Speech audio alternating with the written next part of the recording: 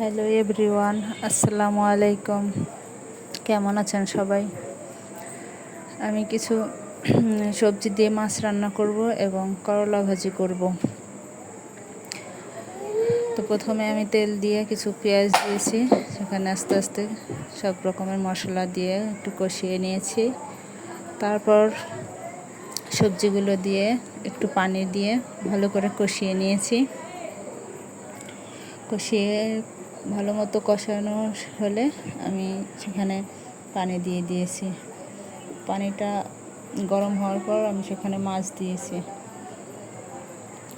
তারপর একটু জিরে গুঁড়ো দিয়ে তরকারিটা নামিয়ে ফেলছি। এরপর আমি কিছু করলা ভাজবো।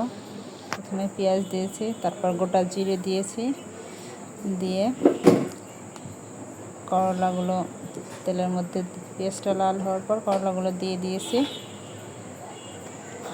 এর মাঝখানে আমি আমার ছেলের জন্য একটা ডিম সিদ্ধ করেছি। এই তো, তারপরে এর মধ্যে আমার ভাজা কমপ্লিট।